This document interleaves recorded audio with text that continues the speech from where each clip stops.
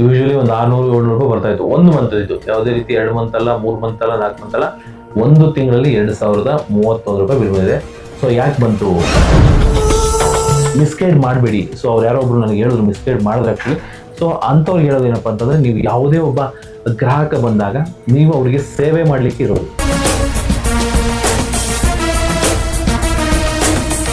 ನಿಮಗೆ ಸರ್ಕಾರ ಸಂಬಳ ಕೊಡ್ತಾ ಇದೆ ಅಂದರೆ ಆ ಸರ್ಕಾರ ನಾವು ಕಟ್ತಕ್ಕಂಥ GST ದುಡ್ಡಲ್ಲಿ ನಿಮಗೆ ಕೊಡ್ತಾ ಇರ್ತಕ್ಕಂಥದ್ದು ಸಂಬಳ. ಜಸ್ಟ್ ಅಲ್ಲಿ ಕುತ್ಕೊಂಡು ಟೀ ಕುಡ್ಕೊಂಡು ಹೋಗೋದಕ್ಕಲ್ಲ.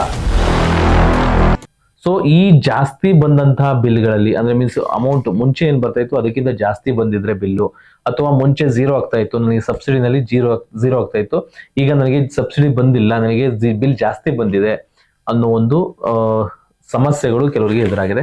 ಸೊ ಅಂತ ಸಮಸ್ಯೆಗಳಿದ್ರೆ ನೀವು ದಯವಿಟ್ಟು ಯಾವುದೇ ಕಾರಣಕ್ಕೂ ಬಿಲ್ನ ಕಟ್ಟಕ್ ಹೋಗ್ಬೇಡಿ. ಸೊ ಕಟ್ಟೋದಕ್ಕಿಂತ ಮುಂಚೆ ಈ ಕಟ್ಟಿಲ್ಲ ಅಂದ್ರೆ ದಯವಿಟ್ಟು ಹೋಗಿ ಕಟ್ಟೋದಕ್ಕಿಂತ ಮುಂಚೆ ನೀವು ಬೆಸ್ಕಾಂ ಆಫೀಸ್ಗೆ ಹೋಗಿ, ನೀವು ಬೆಂಗಳೂರಲ್ಲಿ ಇದ್ರೆ ಬೆಸ್ಕಾಮು ಅಥವಾ ಬೇರೆ ಕಡೆ ಇದ್ರೆ ಸೆಸ್ಕಾಮು, ಯಾವ್ದಾಗಲಿ ಚೆಸ್ಕಾಮು ಯಾವ್ದಾಗಲಿ, ನಿಮ್ಮ ನಿಯರೆಸ್ಟ್ ಆಫೀಸ್ಗೆ ಹೋಗಿ ವಿಚಾರಿಸಿ. ಈ ರೀತಿ ಕಟ್ಟೋದ್ರಿಂದ ನಿಮಗೆ ಆ ಡಿಸ್ಕೌಂಟ್ ಏನ್ ಬರ್ಬೇಕಾಯ್ತು, ಏನು ಸಬ್ಸಿಡಿ ಬರ್ಬೇಕಾಯ್ತು ಅದು ಸಿಗುತ್ತೆ.